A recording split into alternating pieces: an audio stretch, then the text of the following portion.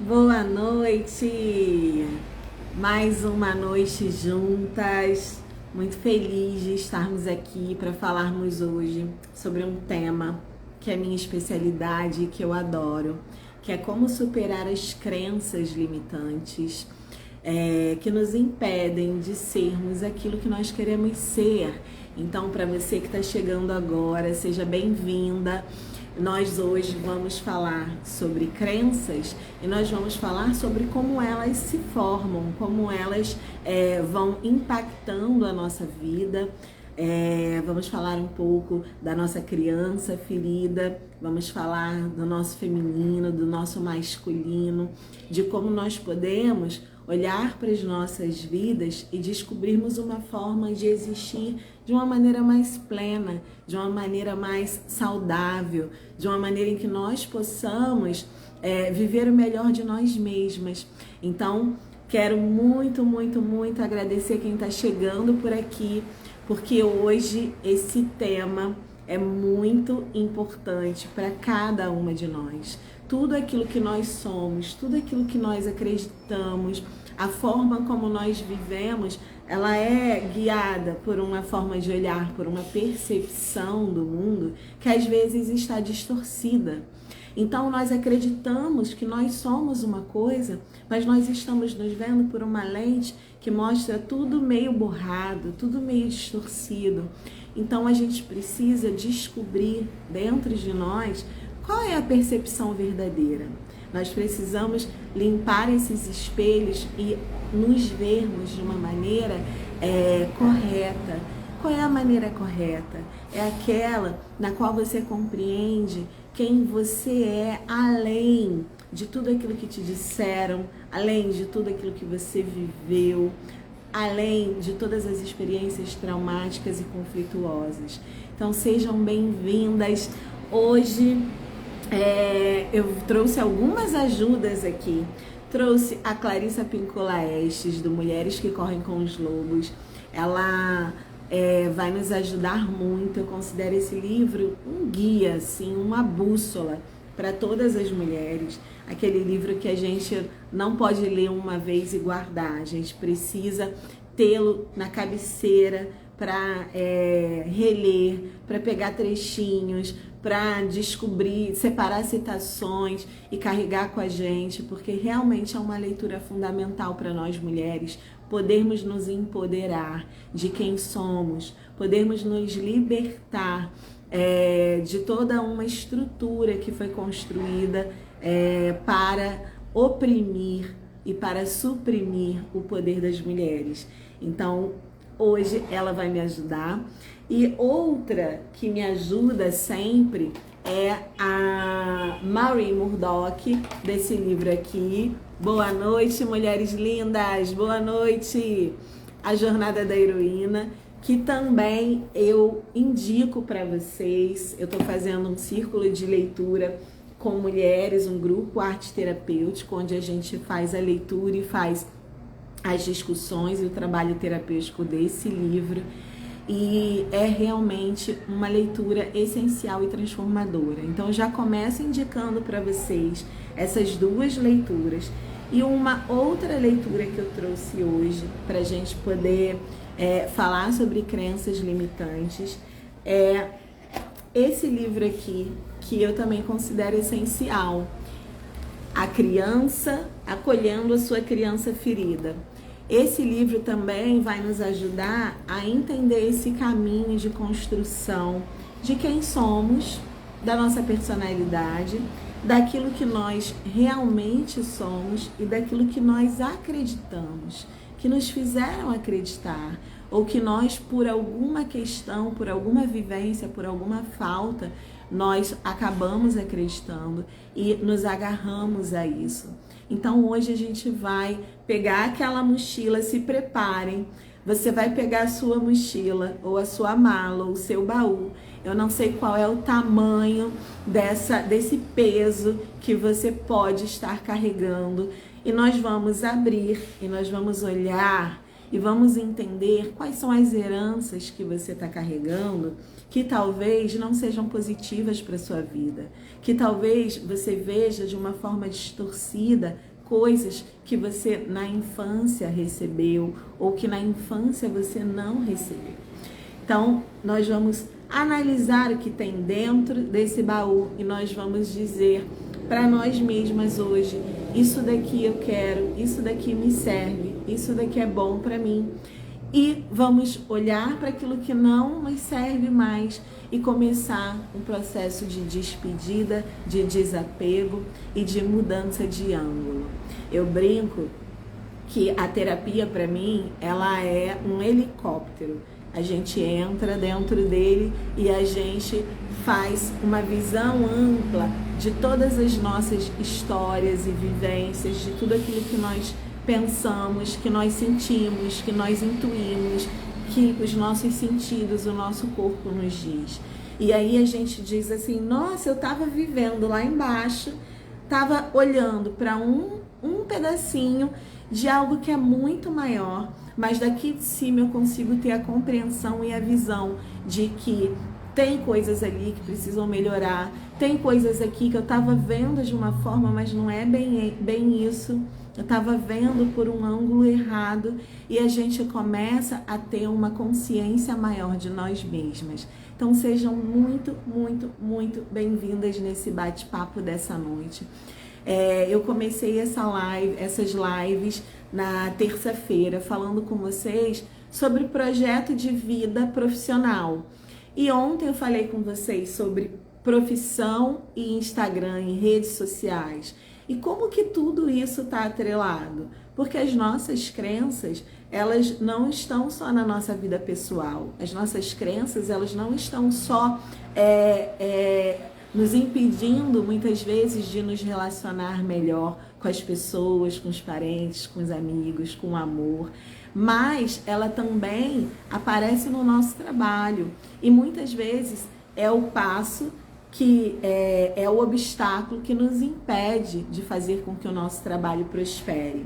Então eu começo contando para vocês que quando eu comecei na arte terapia aqui, usando o Instagram como ferramenta de trabalho, eu a princípio tinha muitas crenças que limitavam a minha coragem de me abrir para esse novo universo.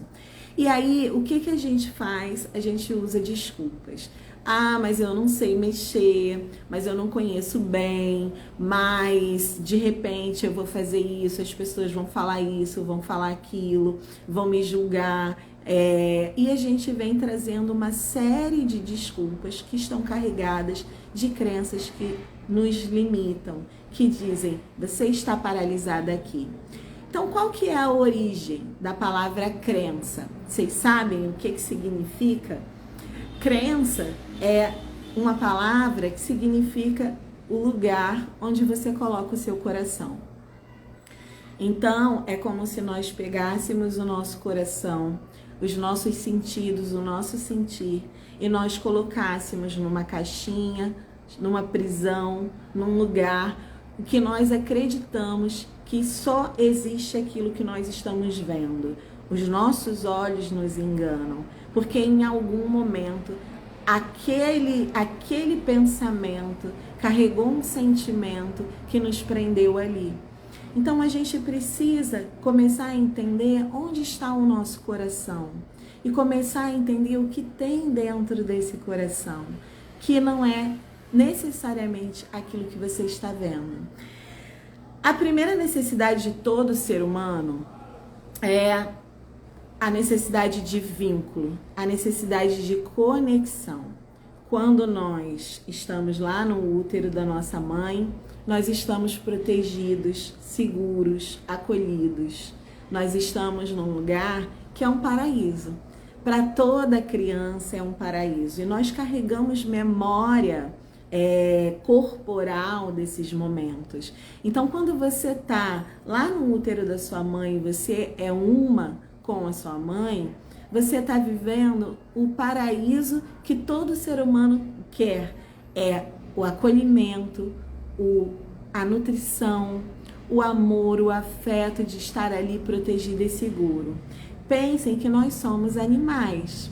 Nós somos animais, né? Então, qual é a diferença? É que quando nós nascemos, nós somos extremamente dependentes. Nós dependemos de alguém que nos cuide. Nós dependemos de alguém que nos mantenha seguras. Então, aquele lugar, quando você está no ventre da sua mãe, é a maior experiência de segurança que você vai ter na sua vida. É o lugar que você sentiu que você estava seguro, que você estava acolhida. Quando a gente nasce, a gente sente o nosso primeiro medo. Vocês sabiam disso, que o bebê, ele experimenta pela primeira vez um medo avassalador? E que medo é esse? É o medo do desamparo. É o medo de ser tão dependente, que se alguém não cuidar dele, ele morre. Então, essa é a nossa experiência física, a nossa experiência corpórea.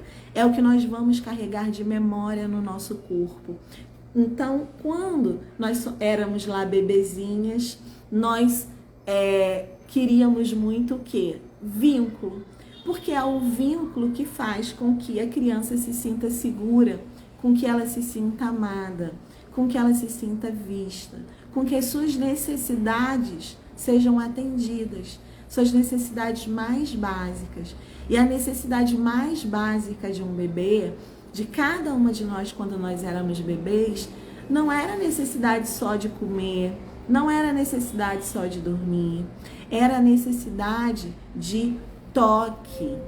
A ciência comprova que quando uma criança ela recebe esse carinho, esse toque, esse balançar, esse ninar, ela percebe que ela está segura e protegida.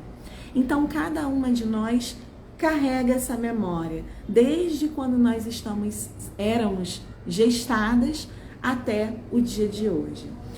Nesse momento, nós estamos falando de uma memória que é do corpo.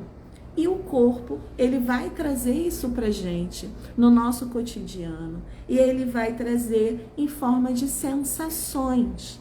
Então, muitas das vezes, você vai sentir alguma coisa no seu corpo que diz para você que você está insegura, que você está impotente, que você está carente, que você precisa de cuidados e você não sabe exatamente o que fazer com aquilo porque não é consciente, porque aquilo passa pelos teus sentidos. É por isso que quando a gente começa a trabalhar na terapia, a gente fala muito, eu falo muito com as mulheres que eu atendo nos grupos, nas mentorias, no atendimento individual, que nós precisamos aprender a sermos a nossa própria mãe. Nós precisamos nos dar esse colo, nós precisamos nos dar essa escuta, nós precisamos disso, mas não é só no mental, no intelectual, nós precisamos disso no sentir. Nós precisamos tomar aquele banho, passar um hidratante e começar a sentir que a nossa pele, e começar a sentir o calor, o bem-estar de receber esse carinho, de estar mal às vezes e você mesmo fazer um cafuné em você, de você se dar esse momento de conforto, de consolo, de abrigo, porque esse é um lugar que muitas vezes nós buscamos fora. E aí nós queremos que alguém atenda a nossa necessidade. Nós pedimos para os nossos pais, para os nossos amigos, nós pedimos para a nossa parceira, nosso parceiro, nós pedimos para as pessoas para preencherem um vazio que só você pode preencher. Então, a primeira casa que nós temos, primeiro lar que nós temos é o útero. E quando nós saímos de lá, para que nós possamos nos sentir vinculadas, conectadas, para que nós possamos sentir que nós temos um porto seguro, é como se nós construíssemos uma casa dentro de nós. E essa casa, o chão dessa casa, é o afeto, é o carinho, é o olhar dos nossos cuidadores. Nossos pais, ou se não você não foi criada pelos seus pais, por aqueles que cuidaram de você. Então é esse olhar, é se ver nos olhos dessa pessoa que cuida de você, lá naquele momento da infância, que vai fazer com que a gente se sinta pertencendo, com que a gente se sinta protegida, com que a gente sinta que nós podemos relaxar e dormir, que nós estamos seguras, com que a gente se sinta amada, apoiada. Quando você vai crescendo, quando você já é ali uma criança mais entendendo, andando, falando, você vai se sentir aceita, você vai se sentir validada. As tuas emoções, quando você chorar e aquele cuidador te der carinho, atenção, escuta, te der afeto, você vai se sentir estimulada, validada. Quando você começa a ir para a escola e as professoras fazem esse papel de receber as crianças e de dar a elas escuta, de dar a elas carinho, de dar a elas estímulo, de dizer, nossa, olha como tá bonito, olha como você é boa nisso, olha como você desenha bem. É isso que faz com que a gente construa dentro da gente uma casa, um lar que nos deixa seguras, que nos dá autoestima, que nos dá autoconfiança, que nos dá uma percepção correta de quem somos, que nos mantém na vida de uma maneira mais fluida, e aí a gente encara os desafios de uma forma melhor. A gente vai ser aquela adulta que ri de si mesma, a gente vai ser aquela adulta que não fica tão presa à questão de, ai, mas se eu errar. Então, isso cria uma segurança para nós. Por que a crença está baseada, está intrínseca nisso que eu estou dizendo para vocês? Por que eu estou falando para vocês do momento em que a gente está sendo gestada até a nossa primeira infância? Porque é ali que tudo aquilo, ou a maioria daquilo que a gente acredita, começa a ser construído. E se isso é construído num lar que é um lar interno, que é inseguro, que você sente que você está numa areia movediça, que toda hora você está sendo puxado, que você está numa corda bamba, que você não tem equilíbrio, que aquele lar, que aqueles cuidadores não conseguiram te dar o cuidado necessário para que você se sentisse amada, protegida, estimulada, aceita, validada e segura. Nesse lugar que é o solo onde essas crenças de desvalia começam a se formar.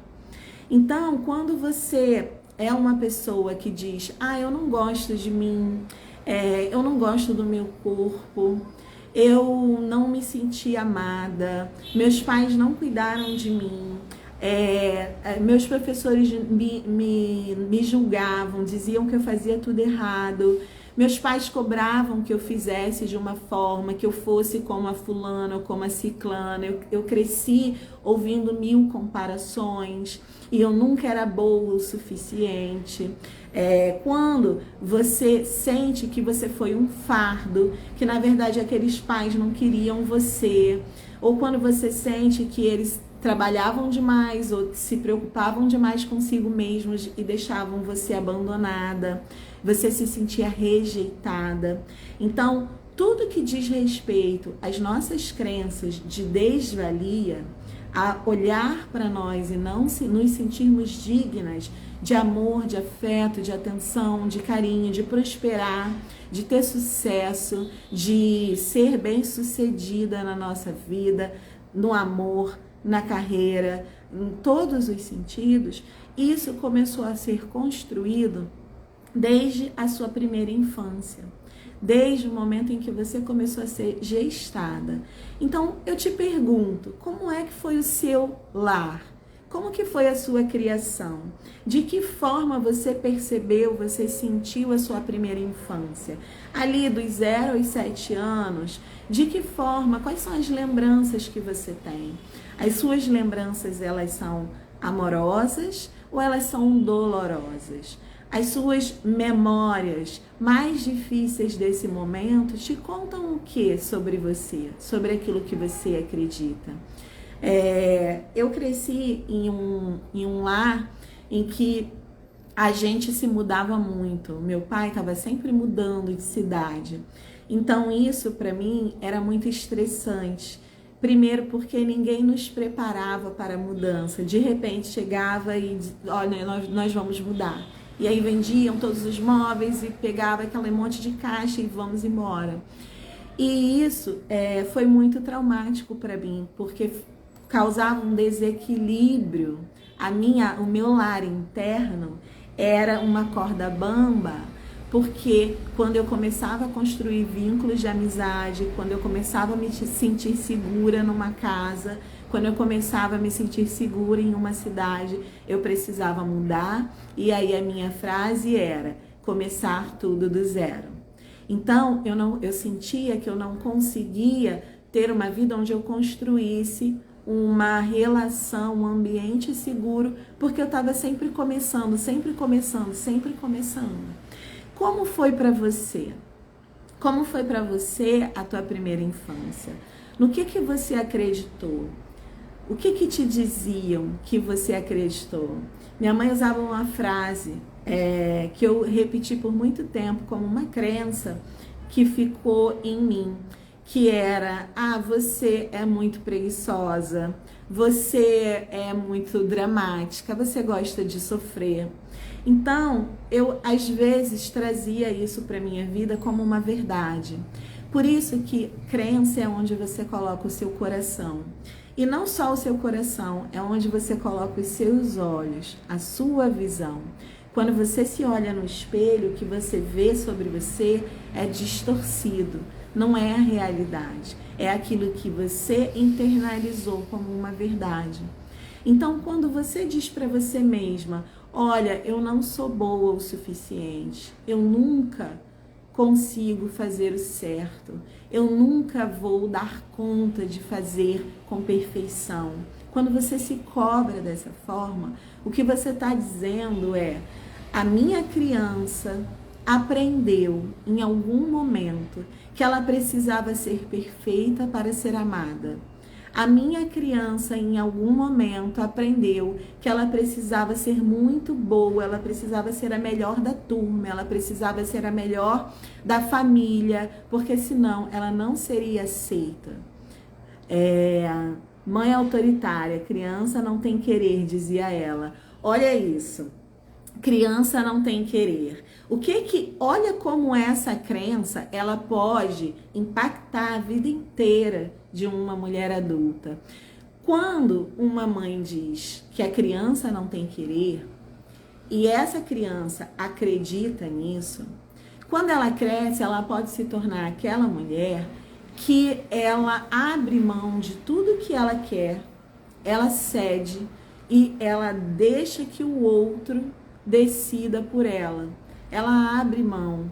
Ou então ela não tem dificuldade de verbalizar o que queria. Isso, você pode ter dificuldade de dizer o que você quer.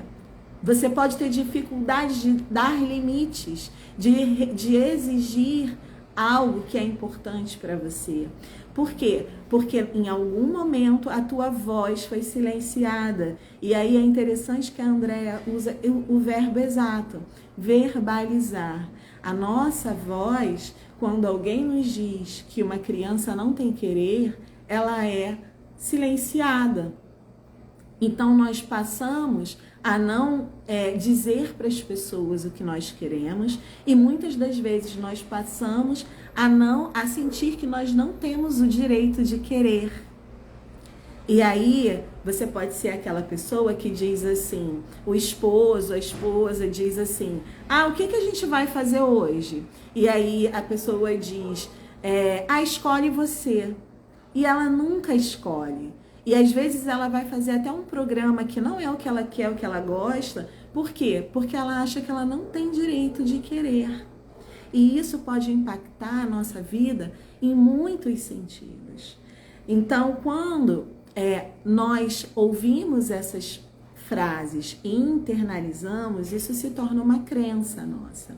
E essa crença se torna o lugar onde o nosso coração está morando. E é a forma como nós vamos ver e sentir o mundo vai estar influenciada por essa frase, por essa palavra, por esse discurso e por aquilo que nós sentimos naquele momento. Então, quando uma criança ouve, olha, você não vai ser ninguém na vida.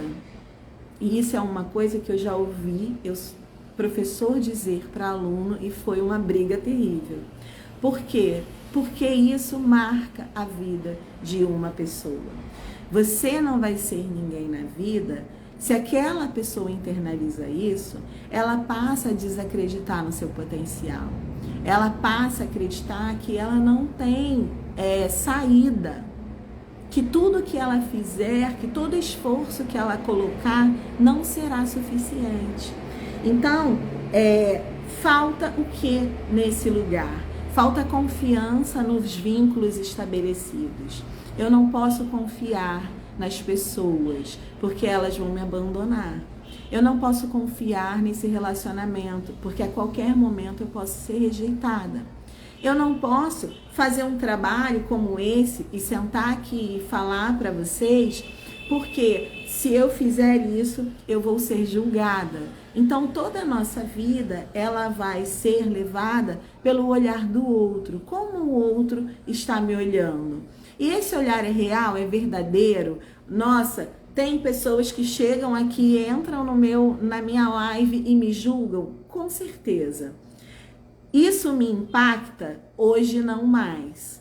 Por que hoje não mais? Porque eu desfiz a crença de que o meu valor estava no que o outro pensa sobre mim. E eu comecei a acreditar que o meu valor está no dar o meu melhor. E que aquelas pessoas que comungam disso, que recebem isso, elas vão ficar. E quem não recebe, quem não comunga disso, não vai ficar. Agora, se eu tivesse me mantido na crença de que eu precisava ser boazinha e agradar a todo mundo, é muito provável que eu nunca sentasse aqui. Porque quando a gente alimenta dentro da gente essa crença, a gente vai deixando com que o olhar do outro nos afete tanto que nos paralisa. Então, por que as crenças são limitantes? Porque elas realmente funcionam como obstáculos que nos impedem de caminhar, que nos impedem de conquistar aquilo que nós queremos, que nos impedem de alcançar aquilo que nós buscamos. E quando você descobre, isso é libertador, né, Carla? Isso nos liberta. Então, quando você consegue entender que o seu valor, ele não está no olhar do outro, e que o seu valor não está naquilo que foi dito sobre você, ou no que as pessoas pensam ou vão pensar sobre você, mas que o seu valor está no lar que você constrói para si mesma dentro de você, um lar em que você pode abrir as portas, em que você pode colocar varanda, em que você pode colocar quintal, em que pode ter passarinho cantando, em que pode ter música para você dançar e se libertar. Esse lar é seu, é do jeito que você quiser, é da forma que você sonhar.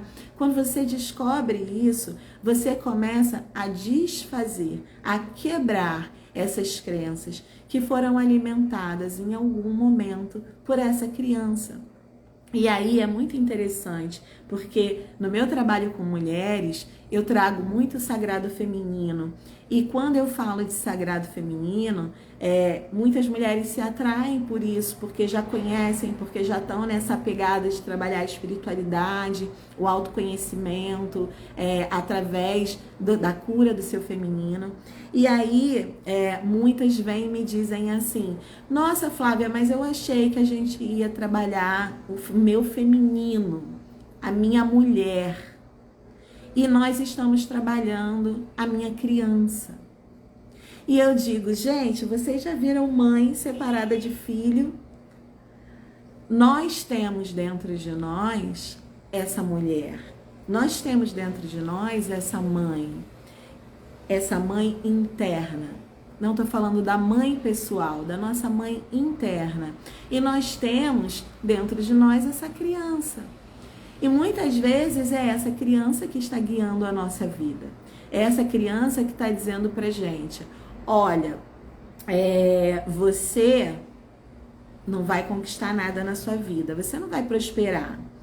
Você vem de uma família pobre, de uma família humilde, que você está sendo arrogante de querer conquistar alguma coisa. Você já fez muito, você já conseguiu muito. Seja humilde.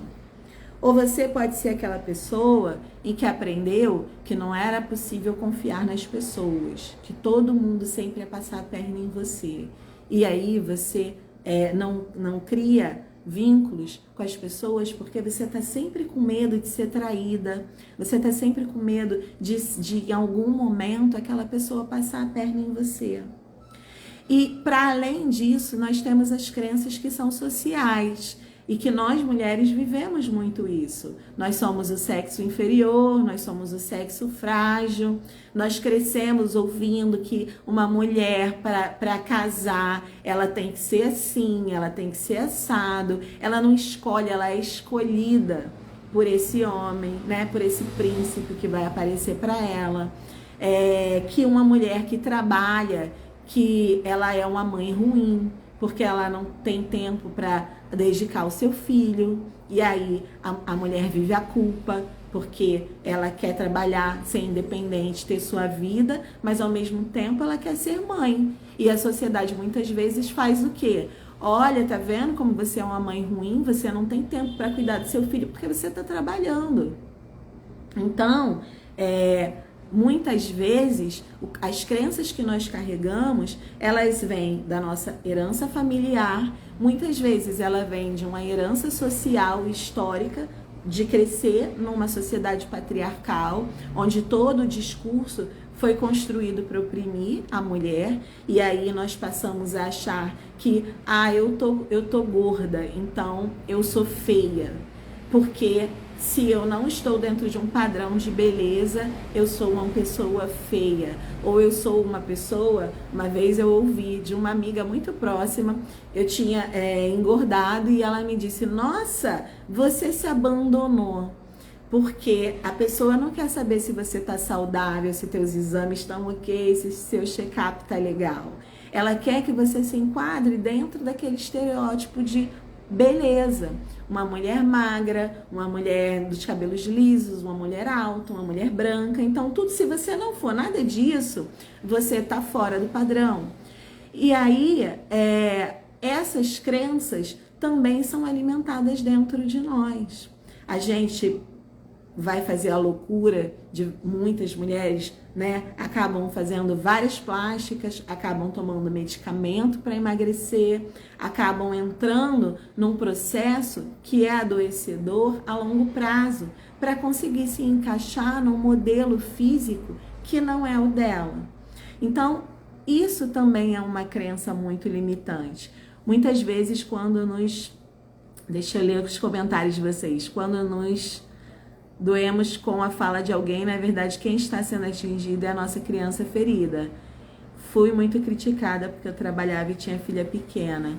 É isso, né? Como assim você vai colocar sua filha na creche? Como assim você não tem tempo para ir na reunião da escola? A criança ferida, ela sempre reage, ela sempre aparece. Ela aparece naquelas brigas que nós temos, às vezes com o namorado, com o marido, com a esposa, e que essa criança, ela vem com uma necessidade enorme e que você projeta no outro, você coloca no outro a responsabilidade de uma felicidade, de um pertencimento, de um acolhimento que você não recebeu. Então, que outro é esse quando eu falo, mas a gente está preocupada com o olhar do outro e por isso nós ficamos presas na crença. Que outro é esse? O outro são os nossos cuidadores, a princípio é a nossa mãe e o nosso pai. Então, toda a nossa formação, ela vai sendo guiada por essas duas figuras. a mãe e o pai. Depois, de uma forma mais ampla, a gente vai trazer as formas desse feminino e desse masculino que são arquetípicas, que vão aparecer na escola, que é uma instituição muito patriarcal, que vai trazer o feminino pelo cuidado do professor, pelo carinho, mas também vai trazer um masculino autoritário, cheio de regras, cheio de normas que você precisa seguir para você se enquadrar com um uniforme, para você se igualar a todo mundo. Então, você sai dali, você vai para o mundo do trabalho, você vai para a igreja, você vai ter contato com instituições que são basicamente masculinas, que vão trazer um discurso religioso que na maioria, né, da nossa cultura cristã, que exclui a mulher, que a mulher ela fica num lugar mais de submissão e que o nosso Deus é um Deus masculino. Então, a gente tem um mundo do trabalho, um mundo corporativo, um mundo de instituições de uma forma geral, que vão nos trazer uma ideia de sucesso, uma ideia de pertencimento, que muitas vezes nós precisamos lutar para conseguir estar naquele lugar. Por quê? A força de trabalho, ela foi sempre masculina. Então, hoje as mulheres ainda brigam para ter um salário igual aos dos homens, para ter uma posição de destaque, uma posição de chefia. A gente ainda escuta muito que tá mal-humorada, tá de TPM, dormiu, o marido não tá dando conta. A gente ainda escuta muitas brincadeirinhas que são extremamente machistas e que fortalecem algumas crenças dentro de nós. Então, quando a gente vai falar de se libertar, quando a gente vai falar de superar as nossas crenças, nós começamos olhando para a nossa criança, para a criança que nós fomos. E aí, nessa investigação, nós vamos chegar a esses pais, ao olhar desses cuidadores. Como eu internalizei o olhar do meu pai por mim? Como eu internalizei o olhar da minha mãe por mim? E aí nós vamos crescendo isso para as instituições pelas quais nós passamos. Como foi a minha relação com a escola, com os colegas, com os professores, com as figuras de autoridade? Como é a minha relação com a religião? Como é a minha relação com a igreja? Como é a minha relação com o trabalho, com as figuras de autoridade nesse trabalho? Então a gente começa a ampliar o nosso olhar.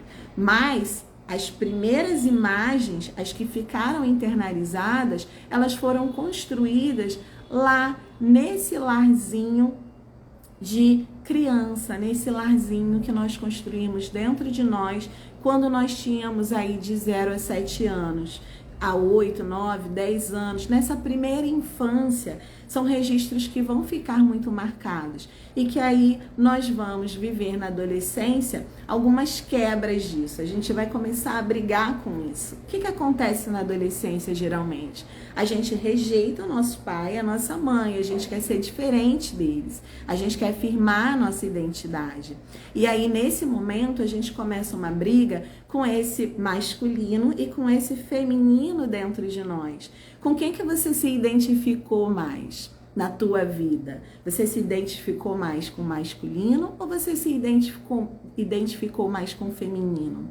E aí a Clarissa Pinkola, ela vai nos falar, no Mulheres que Correm com os Lobos, ela vai nos falar um pouco sobre os desafios que nós enfrentamos quando a energia que a gente internalizou, quando esse olhar que nós internalizamos foi de um masculino crítico, foi de um masculino patriarcal, foi de um masculino que nos fez nos sentir menores, inferiorizadas, desvalorizadas, não olhadas, não reconhecidas. Então, esse feminino, ele fica ferido. É por isso que quando a gente vai falar do feminino ferido, a gente fala também da criança ferida. Esse feminino ferido, ele é ferido por quem? Por esse masculino, que pode ser o masculino do pai, que pode ser o masculino da mãe, e que pode ser um masculino de um lugar mais arquetípico, de um lugar em que as instituições representam essa energia masculina. E aí, olha o que a Clarissa fala pra gente. Ela diz o seguinte, que quando as mulheres elas têm um relacionamento interrompido com o seu feminino, com essa força selvagem, com essa força saudável do feminino, com essa relação que a gente criou lá no útero com as nossas mães, de extremo conforto, segurança, de se sentir viva e segura e acolhida naquele lugar. Quando a gente perde isso, o que nós vamos viver quando essa força desse masculino ela está nos prendendo num olhar mais crítico sobre nós mesmas? Ou quando nós negamos o nosso feminino porque nós precisamos dar conta de tudo, ser autossuficiente, ir para o mundo batalhar, ir para o mundo fazer e acontecer, porque a gente precisa dar conta, e aí a gente recebe uma postura mais de movimento para fora e se desconecta desse movimento para dentro, para o lúdico, para o criativo, para o acolhedor, para o amoroso, que é a energia do feminino. Andréia, me identificava mais com meu pai, por ser ouvinte carinhoso, rejeitava tudo que vinha da minha mãe devido aos desmandos. Então, Andréia, isso é muito comum. Isso é muito comum e é interessante, porque o seu pai, com certeza, tinha uma ânima mais trabalhada, ele tinha uma essência feminina mais trabalhada. Então, por isso, ele era uma pessoa mais carinhosa, mais ouvinte. E a sua mãe, ela já tinha um masculino mais presente, por isso que ela era mais autoritária. Ela tinha essa posição mais autoritária que você falou.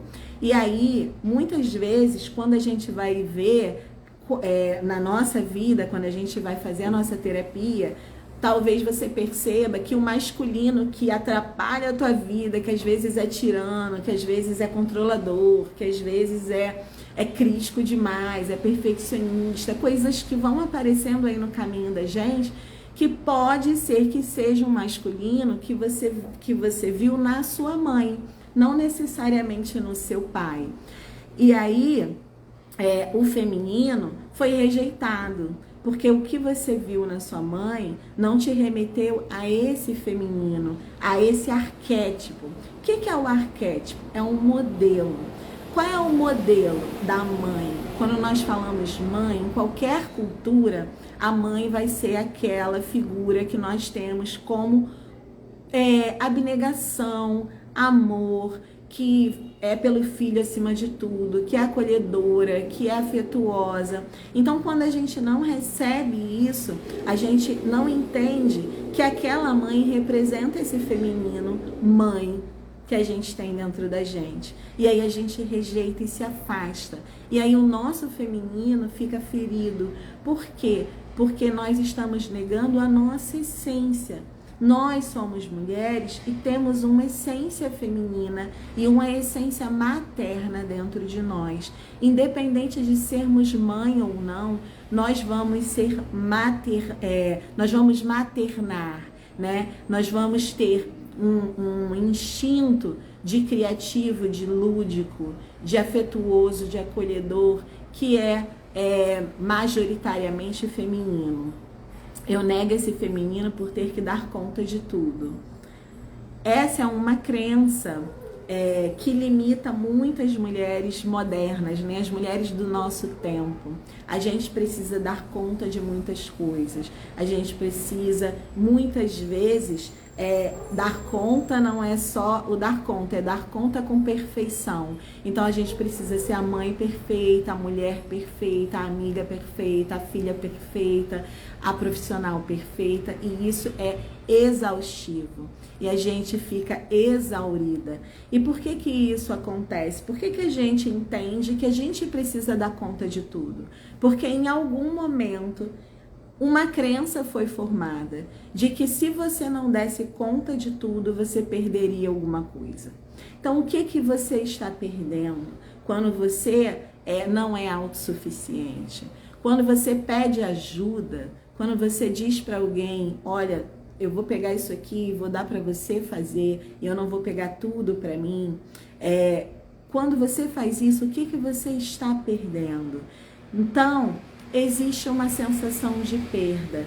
Por isso que eu disse, lá atrás, de repente, foi uma criança que pensou, eu preciso fazer tudo, porque se eu não fizer tudo, eu vou ser rechaçada, eu vou ser rejeitada, eu vou ser julgada, eu vou ser criticada duramente.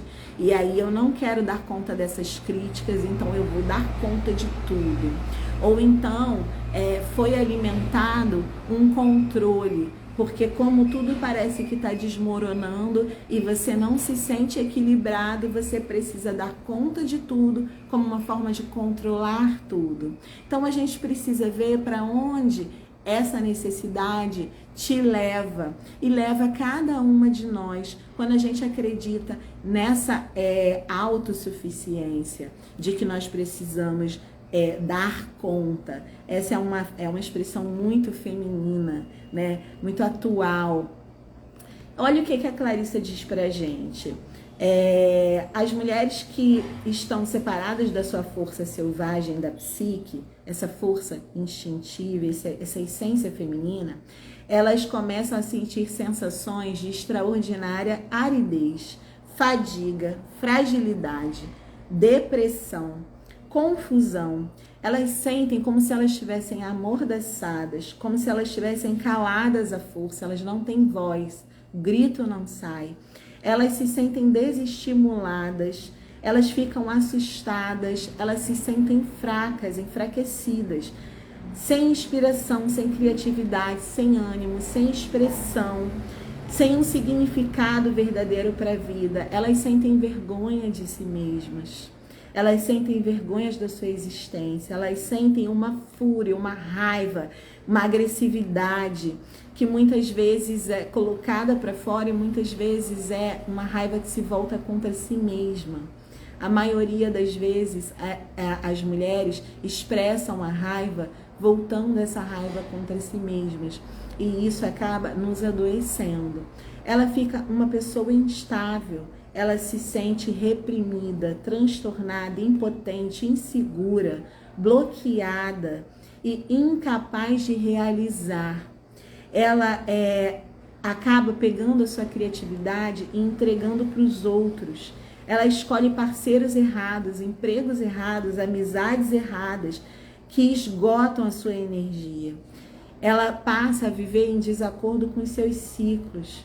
Ela se torna uma pessoa que é super protetora ou que é inerte, que vive no tédio, que é inconstante, que é incapaz de colocar limites. Ela não sente, ela não consegue insistir no seu próprio andamento. Ela começa uma coisa e ela não acaba, ela procrastina. Ela se preocupa demais com a opinião alheia. Ela fica desvitalizada, ela vai para o intelectualismo, ela racionaliza tudo, ela está sempre no mental, ela se separa do seu corpo, da sua energia vital. E ela vai falando sobre isso, e ela fala sobre o medo, né? O medo nos paralisa, o medo de agir, o medo, por quê? Porque esse olhar que foi criado lá atrás, esse olhar desse pai e dessa mãe, que hoje é um olhar que pode se manifestar nas mais diversas relações e símbolos da nossa vida, esse olhar, ele está distorcendo a nossa visão sobre nós mesmas. E essa distorção faz com que a gente se mantenha acreditando que a gente não merece amor, ou que a gente não merece sucesso, ou que a gente não pode prosperar, ou que a gente não é boa, ou que a gente precisa ser perfeita, que a gente não pode pedir ajuda, que a gente não pode confiar, que a gente tem que super proteger, ou que a gente é extremamente frágil e desprotegida, que a gente é dependente de que as pessoas façam algo por nós, que nós somos vítimas de tudo, do mundo, das pessoas, e aí a gente fica paralisada no medo desse olhar que desvirtua a nossa visão sobre nós mesmas, sobre quem nós somos. E é por isso que a gente vai para terapia. Em qual capítulo está? Bem no iniciozinho, deixa eu ver que eu tenho tudo marcadinho aqui, mas eu não tô lendo o livro não, eu li só esse pedacinho para mostrar para vocês como que conversa, página 24, é logo na introdução. Como que conversa o nosso feminino com a nossa criança? Como que é importante esse diálogo entre a nossa mulher adulta e a nossa criança interior ferida? Como que é importante nós olharmos para a nossa criança e acolhermos essa criança? Porque é ela que vem nos dizer que nós não somos boas ou merecedoras, ou que seremos abandonadas, ou que algo terrível vai acontecer se uma coisa boa te acontecer.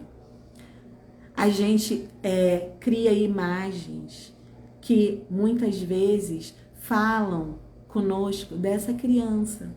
Essa criança que naquele momento não se sentiu amada, não se sentiu reconhecida, não se sentiu validada. E aí nós acabamos acreditando isso por tempo demais.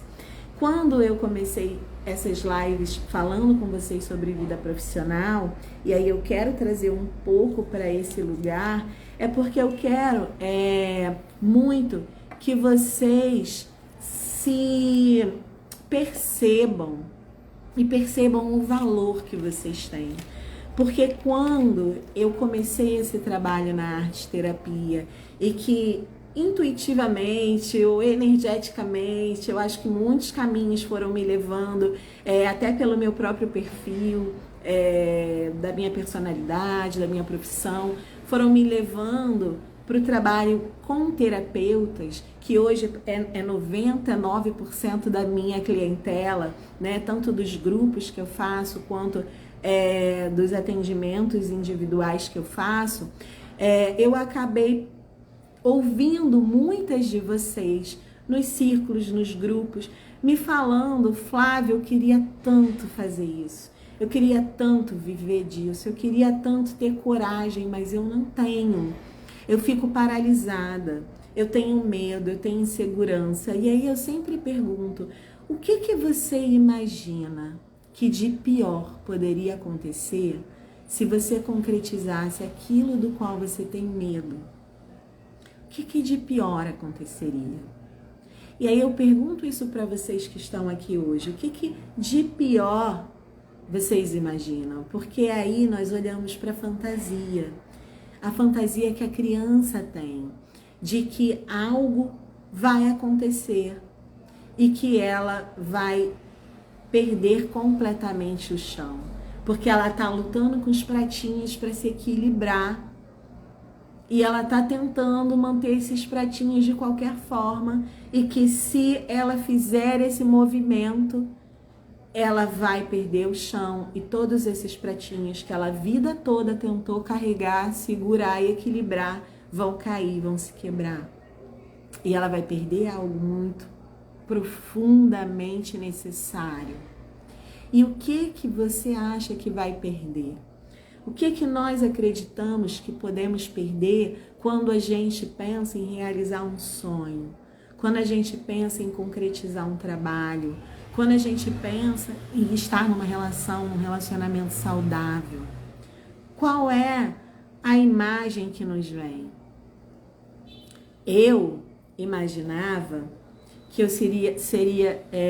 acordaria um dia, vou contar para vocês o que eu imaginava.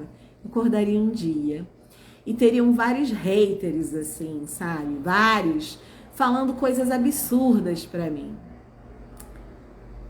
Eu imaginava isso. E aí, isso me paralisava. Por quê? Porque tinha uma criança em mim que tinha muito medo de ser rejeitada.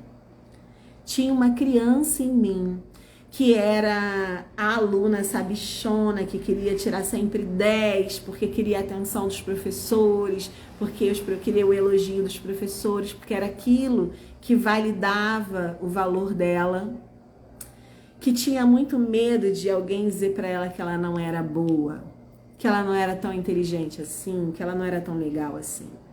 Então, qual é o medo? Qual é a crença que essa criança interior está alimentando que a impede de realizar os seus planos, os seus sonhos, os seus projetos? Muitas vezes eu escuto minhas mentorandas e as minhas pacientes dizerem assim: Flávia, eu quero muito fazer esse trabalho, mas eu não sei por onde eu começo. Aí a gente começa a conversar sobre isso. Então por que você não faz assim? Por que você não faz dessa forma? E aí vem várias desculpinhas. Mas eu não fiz porque eu não tive tempo, eu não fiz porque eu preciso estudar mais, porque eu não estou preparada. Eu não fiz porque, eu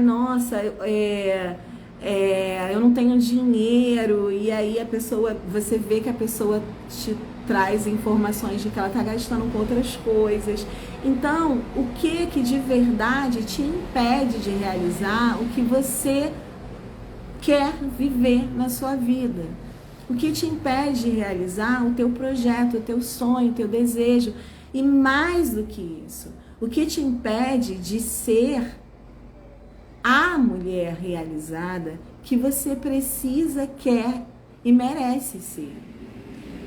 Acordar sem medo, acordar sem pensar: meu Deus, estou nesse relacionamento aqui, mas a qualquer momento essa pessoa vai abrir a porta e vai embora, me trocar por outra mais bonita, mais gostosa, mais isso, mais aquilo.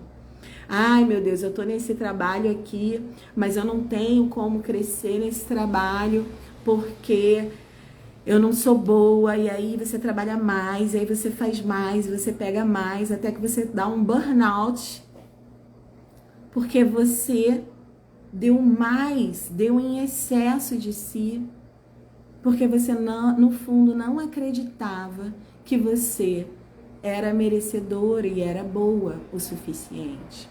E isso, quando eu digo isso, eu quero que vocês escutem com muita atenção. Não é uma fala de julgamento. Não escutem como um julgamento. Eu hoje evito usar palavras como você está se sabotando, você está se vitimizando. E eu digo para as minhas alunas não fazerem isso com seus pacientes, porque nós não estamos nos sabotando. Nós não estamos nos vitimizando. Nós não somos as culpadas e precisamos pegar um chicote e bater na gente e dizer: olha, tá vendo? Você não sabe fazer, você não é capaz, você não consegue. Isso é uma limitação, uma crença causada por um trauma de desenvolvimento ou por algum conflito vivenciado na tua história, na tua vida, e que se reflete hoje dessa forma. E por isso você se percebe assim, mas você não é assim. Então eu quero muito que vocês escutem isso com atenção.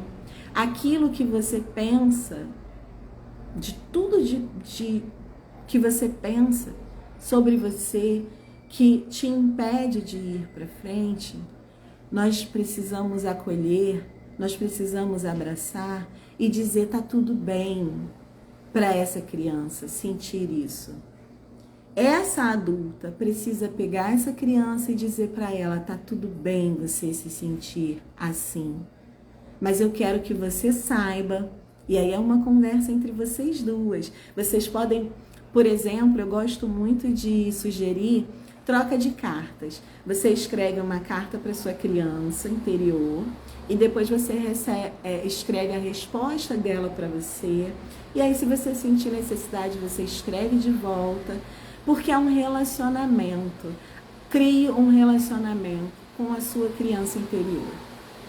Olhe para essa pessoinha que está dentro de você e diga para ela: você merece a minha atenção, você merece a minha escuta, você merece ser amada. Eu sinto muito se não te deram o que você precisava.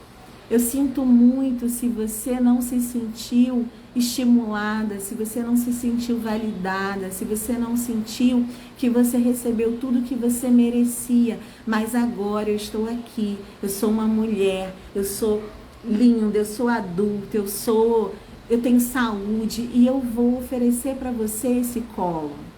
E eu vou oferecer para você o que você precisa. E acolha a sua criança. E deixa que ela também te diga o quão criativa ela é, o quão imaginativa ela é, o quanto ela é capaz de largar as dores, largar os pesos, como a criança faz com um brinquedo, que ela brinca, depois ela joga e vai para outro, e se aventurar e viver o novo. O quanto ela é capaz de errar, o quanto ela é capaz de ser imperfeita. E o quanto é bonito isso. E deixa ela te ensinar coisas que ela também tem para te ensinar. Porque é muito assim, né? A gente esquece o sagrado da criança. A gente esquece o divino da criança. E nós nos identificamos com a criança ferida. Mas tem uma criança dentro de você que ela também é uma criança feliz, uma criança que se suja, uma criança que ri de si mesma, uma criança que brinca, uma criança que é criativa, que é lúdica, que se diverte. Então, vamos olhar para essas duas crianças e vamos entender o quanto a nossa vida adulta é afetada por ela, né? O pai, o olhar do pai, ele representa para nós o olhar do ir para o mundo. Então, se você se sente congelada, se você se sente paralisada, se você não consegue realizar aquilo que você tem em mente, então você vai trabalhar o seu masculino. Você vai olhar para esse masculino, para esse seu pai interior, e você vai trabalhá-lo. Como que você vai trabalhar essa energia? Gente, terapia em primeiro lugar, né?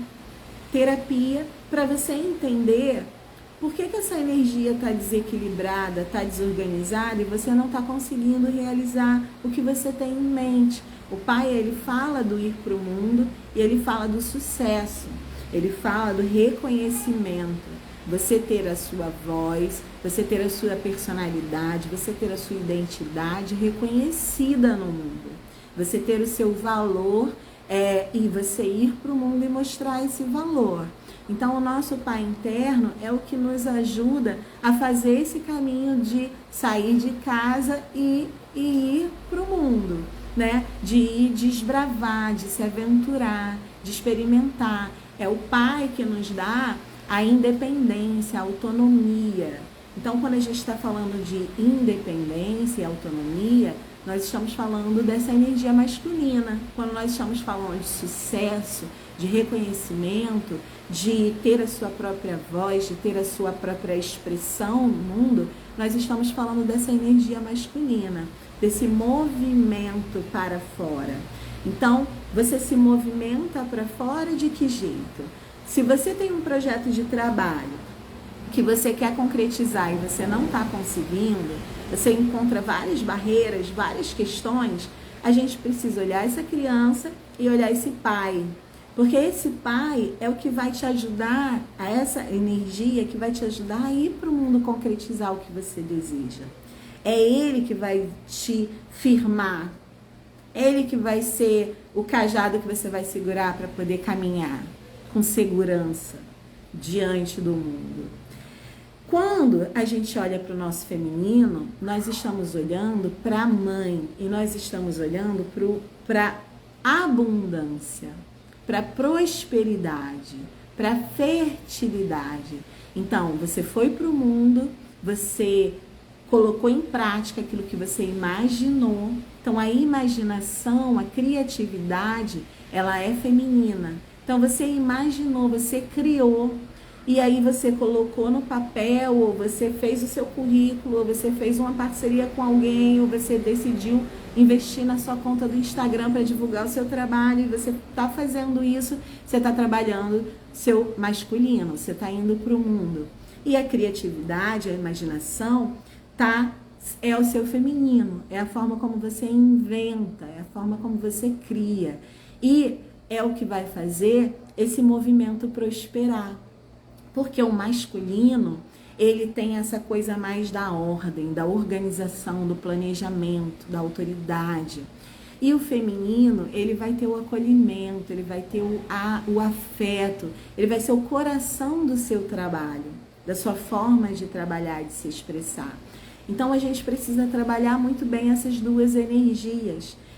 Então, Flávia, como você falou, como que eu supero, então, as crenças que eu tenho e eu construo uma nova forma de existir e de me realizar no mundo? Você precisa trabalhar a sua criança interior, o seu pai interior, a sua mãe interior. É o primeiro trabalho. É o nosso lar interior. É o nosso chão, é o nosso alicerce interior. É da onde vem as nossas crenças de valia e de menos-valia. É da onde vem aquele adulto que diz: nossa, eu sou muito bom no que eu faço, eu sou muito boa no que eu faço, eu sou maravilhosa, porque tem uma autoestima muito boa que foi alimentada ao longo da infância. Ah, nossa, na infância eu só ouvia crítica, tudo que eu fazia estava errado. Eu tirava 9,5 e diziam: por que você não tirou 10? Tem que estudar mais. Nunca era suficiente. Quando você se tornar adulta, você vai ser aquela pessoa que diz: nossa, eu sou muito boa, eu sou maravilhosa no que eu faço, e você vai estar assim com leveza? Não. Você vai estar com uma cobrança extrema, porque se você tirar 9,9 na sua avaliação do trabalho, vai ser pouco. Você foi uma funcionária ruim. Você fez o seu trabalho, o seu projeto e deu menos pessoas do que você imaginou. Nossa, você foi ruim. Então, a gente tem lupas. Eu costumo dizer que são lupas. E a gente coloca essa lupa e a gente olha de perto para esse movimento que acontece dentro de nós. Porque tudo isso que eu estou dizendo para vocês é algo que acontece no nosso inconsciente. É algo que acontece que muitas vezes nós nem nos damos conta. Nós nem nos damos conta. Eu tive muito problema a minha vida toda com peso. Eu briguei muito com a balança. Quando eu era criança, quando eu era adolescente, jovem. E hoje eu não brigo mais porque eu aceitei que eu sou gordinha e que eu sou linda gordinha. Porque o que acontece? Quando eu era criança e a minha mãe ficava com raiva e brigava comigo, depois ela vinha para se desculpar e me dava um docinho, uma coisinha gostosa, um chocolatinho. Então eu entendi que quando eu estava sofrendo, quando alguém me fazia algum mal, quando eu estava triste, comer um docinho era bom. Aquilo diminuía o sofrimento. E eu passei muito tempo brigando com a balança. Por quê? Porque eu acreditava que eu estava sempre merecendo, a cada vez que eu estava estressada com alguma coisa, que eu merecia comer um docinho, que eu merecia comer uma coisinha aqui, outra coisinha ali, outra coisinha ali. Tem uma parte que é fisiológica? Tem uma parte que, olha, por mais que eu brigue com a balança, por mais que eu me alimente bem, mesmo assim é difícil manter o peso? Tem. Então, eu descobri que tem duas questões. Tem uma crença que eu trabalho, que não é, olha, a comida substitui o afeto ou a comida substitui alguma coisa, mas tem também o lado, olha, eu não preciso ser o padrão de beleza mulher brasileira, corpinho violão, para me sentir bem e bonita. Eu não preciso estar dentro de um padrão que me disseram que é o padrão da mulher bonita. Para mim, eu sou muito bonita. E ponto. E se eu tiver mais magra, eu sou bonita. E se eu tiver mais gordinha, eu sou bonita. E a gente precisa ir quebrando essas crenças que são sociais, que são históricas, que são familiares e que são parte de nós e que nós precisamos nos conscientizar delas. Então, hoje eu espero que eu tenha trazido luz à consciência de vocês e que muitas coisas das quais eu compartilhei aqui com vocês tenham iluminado aí um pouquinho o caminho para que vocês possam dizer assim, olha, eu vou fazer um exercício. Faz um exercício. Eu faço isso às vezes nos meus trabalhos com as minhas pacientes. Pego uma folha e recorto uma forma. Aí essa forma, sabe aqueles bonequinhos, né? Recorta de um tamanho. Esse é você, essa é você.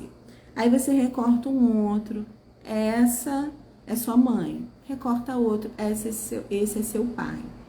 E aí você vai pegar essas 3 figuras que você recortou e você vai pintar, você vai colorir, você vai desenhar dentro deles. Como você vê a si mesmo, criança, como você via a sua mãe, como você via o seu pai. Escolhe uma idade. É uma idade de 6 anos, 7 anos. Eu tinha tal idade quando eu estou fazendo isso aqui. Como você via?